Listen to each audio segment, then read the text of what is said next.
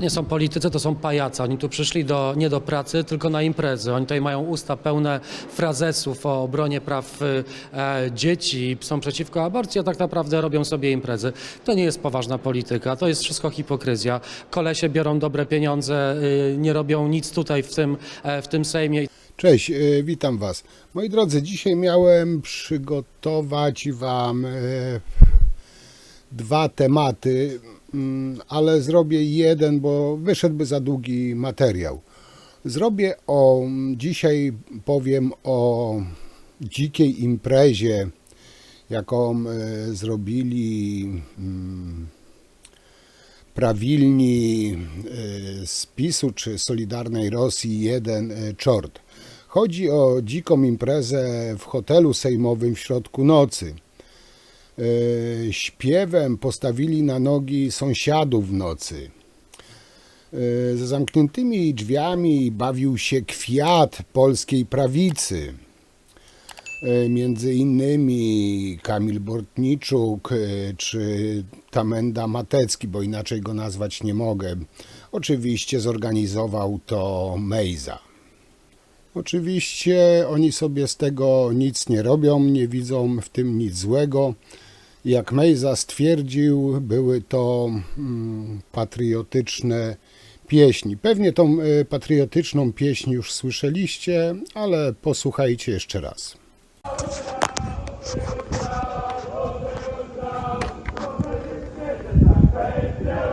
Nie wiem, w którym pokoju po nocach posłowie to śpiewają, ale hicior leci.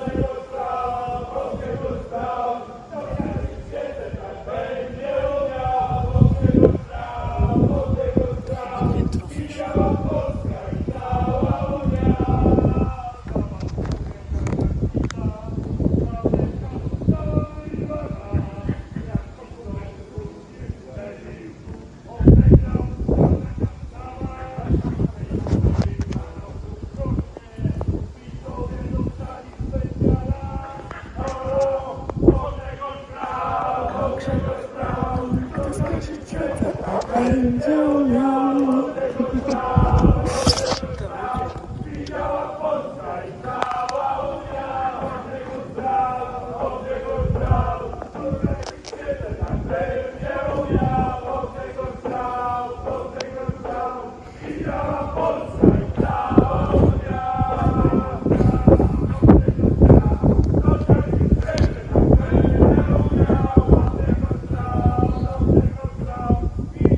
Ciekawe, czy będzie PiS.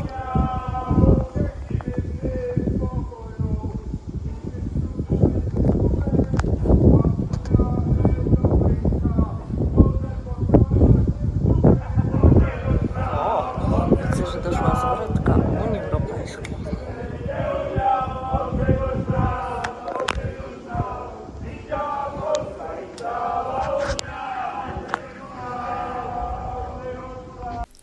Aż chciałoby się rzec, jacy patrioci, takie pieśni patriotyczne. I ja tutaj nie żartuję, bo Mejza publicznie powiedział, że oni propagują staropolską tradycję śpiewania pieśni patriotycznych. Jeśli to jest pieśń patriotyczna, to naprawdę zacząłem się srogo obawiać o stan patriotyzmu wśród tak zwanej prawicy. Ale ciekawi mnie to, że kiedy ten kwiat polskiej młodzieży, polskiej prawicy, tych kwiat polskiego patriotyzmu pisowskiego nawali się, to zamiast śpiewać naprawdę piosenki patriotyczne, to śpiewem wyznają miłość Braunowi. No trochę to jest, powiem wam, dziwne, no, jak dla mnie. I tak wspomniałem, Mejza wlazł na mównicę i publicznie powiedział, że posłowie powinni śpiewać patriotyczne pieśni. Jak stwierdził, zwrócę się z oficjalnym wnioskiem do marszałka Hołowni, aby założyć sejmowy chór. Nie będzie kabaretu. Brawo! Będzie chór! Tego właśnie od nas w tej chwili wymaga najbardziej społeczeństwo. Moi drodzy, a jeśli myślicie, że oburzenie ich zachowaniem, bo tu nie chodzi o to, że wypili, bo no, wódka jest dla ludzi, każdy może wypić. Tu chodzi o podstawowe zasady zwykłej ludzkiej kultury i współżycia z innymi. W nocy się śpi, w nocy się odpoczywa. No a jeśli ty nie chcesz odpoczywać, daj odpoczywać innym, bo nie jesteś sam, tym bardziej w takim hotelu sejmowym, gdzie jest mnóstwo ludzi i jedni pracują ciężej, drudzy mniej i jedni chcą wypocząć się, wyspać, inni nic nie robią, to mogą imprezować i chlać do białego rana. Ale po to wymyślono, wprowadzono ciszę nocną, żeby dać ludziom wypocząć, a nie słuchać pijańskiego wycia kilku nawalonych facetów. No ale jak powiedziałem, na prawicy nie ma kompletnie żadnego problemu. Nikt nie widzi żadnego problemu. Dla nich to jest normalne. Dla nich to jest naturalne. A to tylko świadczy no, o nich i o ich podejściu do współżycia z innymi ludźmi.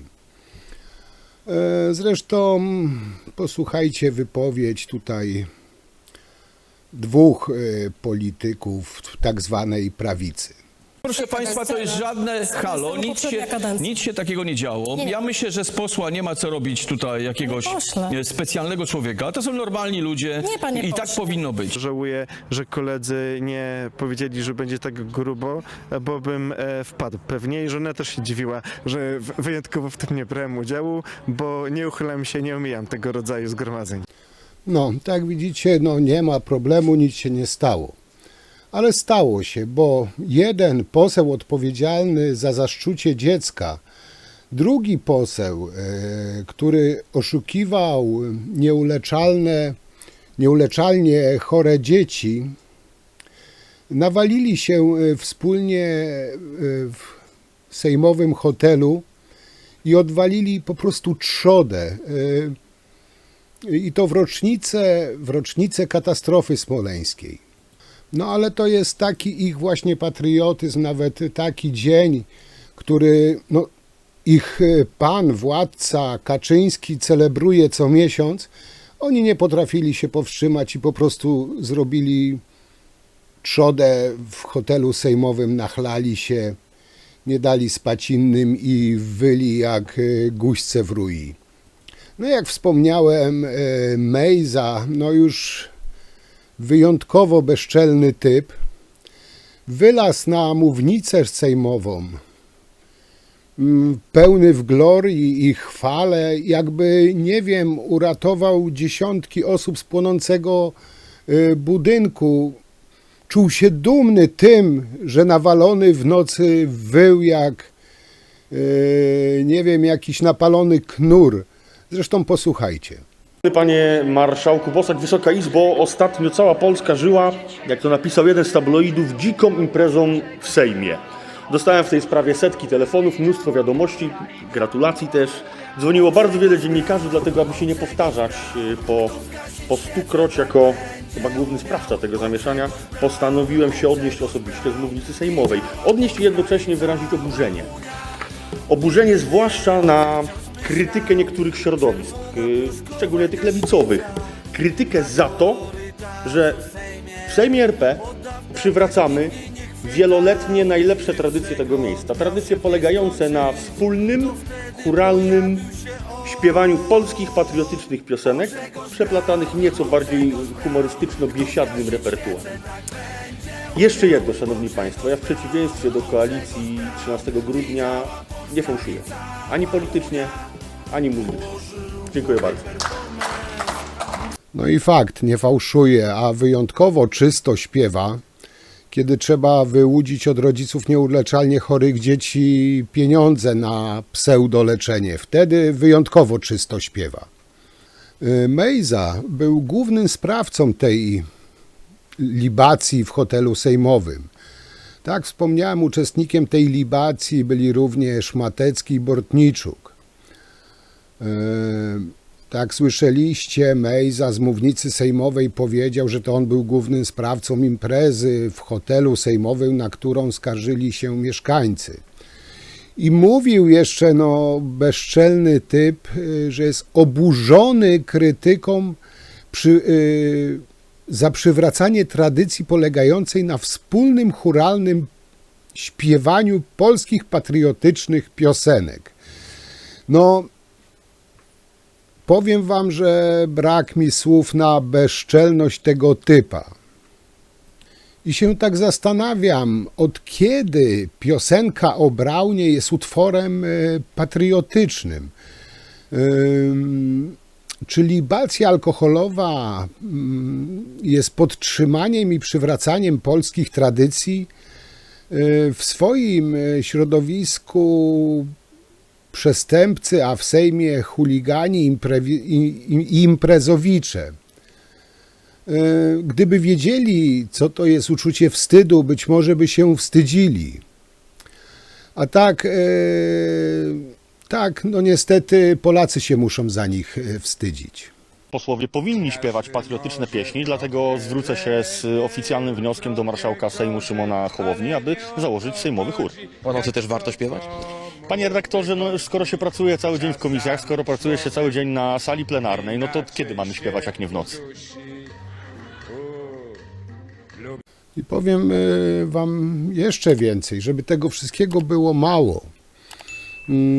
Ten ulany knur Matecki następnego dnia, pewnie jeszcze na kacu ziejący alkoholem, wbił się na salę obrad Sejmu, zakłócał wystąpienia posłanek, robił z siebie wielkiego obrońcę życia. Naprawdę nie pojmuję, co to są za ludzie i czemu ci degeneraci są do cholery jasnej bezkarni. A o czym ja mówię? Otóż Matecki wbił się z plakatem, oczywiście ten plakat tutaj jest przeróbka na potrzeby filmu, programu, ale Matecki wbił się właśnie z tego typu plakatem, który za chwilę zobaczycie przy jego prostackiej, chamskiej odzywce, którą chcę wam tutaj pokazać, za momencik. Włączył głośnik, który tam widzicie, z biciem serca płodu. I teraz się naprawdę zastanawiam, jakim pieprzonym trzeba być sukinsynem, jakim pieprzonym trzeba być hipokrytą. Kiedy facet, który między innymi przyczynił się do odebrania sobie życia młodemu chłopakowi, bo szczuł na tego chłopaka, zaszczuł go. Wtedy bicia serca tego młodego chłopaka, mówię tu o synie posłanki Felix, wtedy tego bijącego serca ten pieprzony hipokryta nie słyszał. Dla niego to nie był człowiek. Dla niego to był obiekt do hejtu, do walki politycznej. I wtedy na bicie jego serca był kompletnie głuchy. Ale teraz, gdy trwały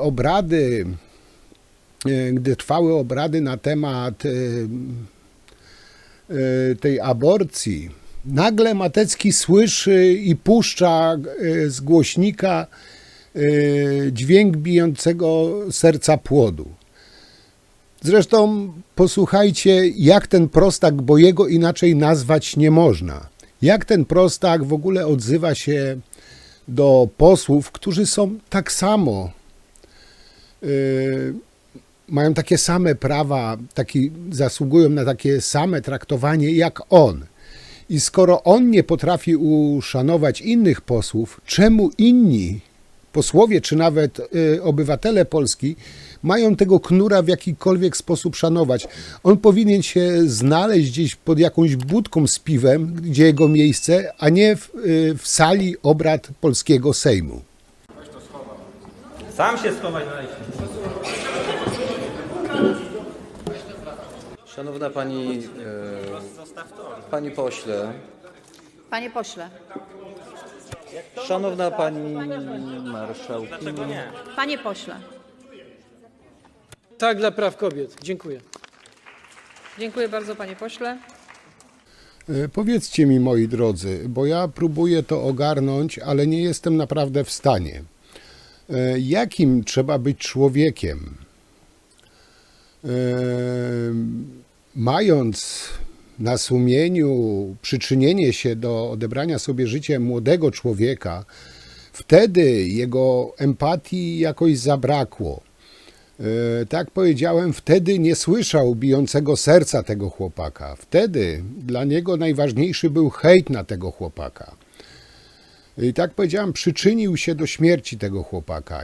Nie bezpośrednio, nie pośrednio, ale się w jakimś stopniu przyczynił właśnie przez ten hejt w imię brudnej jego polityki, chamskiego zachowania. I jakim trzeba być sukinsynem, jakim trzeba być wyrachowanym gnojem, żeby teraz udawać empatię do dzieci nienarodzonych.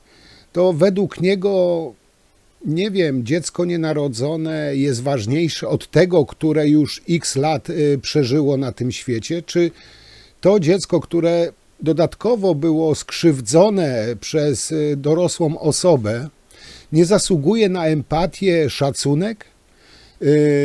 Embrion, zygota, płód czy noworodek zasługują, ale osoba w miarę dorosła, nastoletnia już według Mateckiego nie zasługuje, czy nie zasługuje dlatego, że nie jest zwolennikiem jego partii, nie idzie zgodnie z jego myślą. Więc można go zgnoić, można go doprowadzić do samobójstwa. To jest właśnie oblicze Mateckiego i tej całej, przepraszam za wyrażenie, jebanej prawicy. A to, co odwalił w Sejmie w związku z tym głosowaniem czy dyskusją na temat tej aborcji, pokazuje, jak nisko zaczął już ryć. On już dawno sięgnął dna, o tym już nie raz mówiłem. On już przebił muł i ryje dalej. Panie pośle, zwracam panu uwagę, że zakłóca pan obrady Sejmu. Przywołuję pana do porządku. Rozumiem, że pan wyłączył urządzenie. Rozumiem, że pan zrozumiał. Pani posłanko, bardzo proszę. Panie pośle, pan nigdy nie był w ciąży i pan nie wie, co to znaczy nosić dziecko i bać się. Więc tutaj proszę nie wychodzić mi z jakimiś moralnymi, według pana i etycznymi komentarzami. Każdy z nas będzie mógł zabrać głos w tej debacie. Ale pan nigdy nie będzie wiedział, co to znaczy bać się być w ciąży w Polsce. Więc proszę mi tutaj niczego nie insynuować.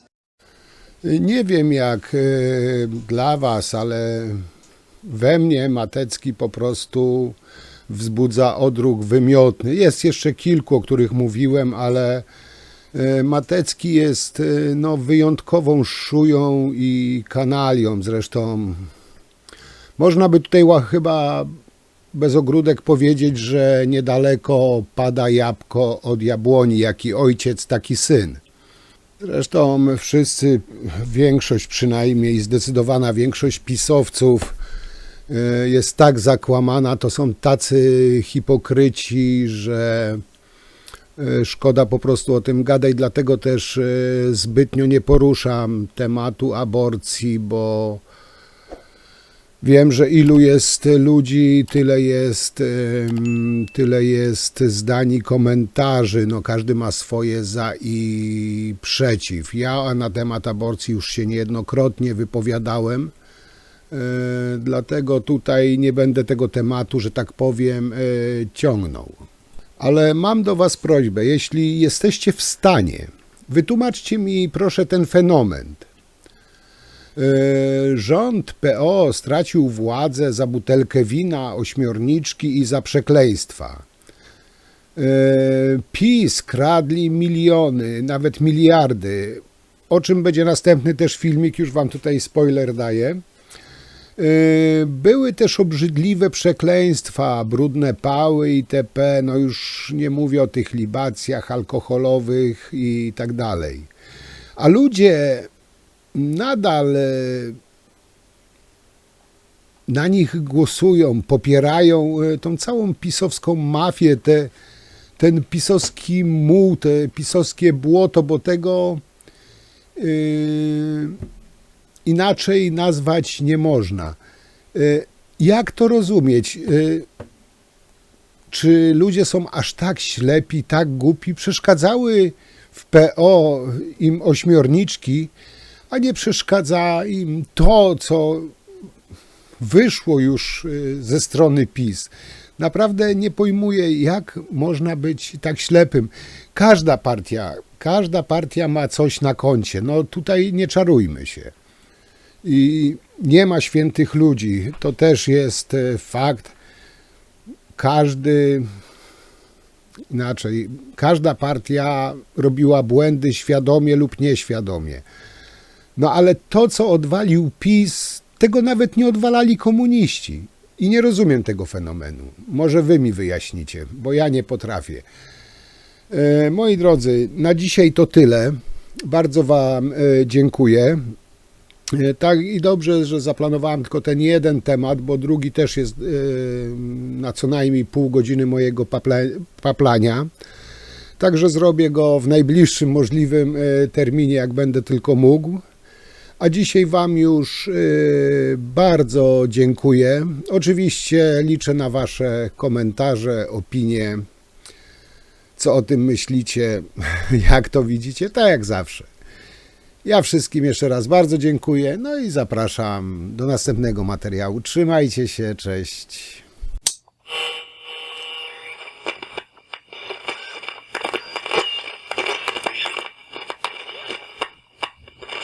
Dlaczego pan premier Morawiecki zgodził się na Fit for 55?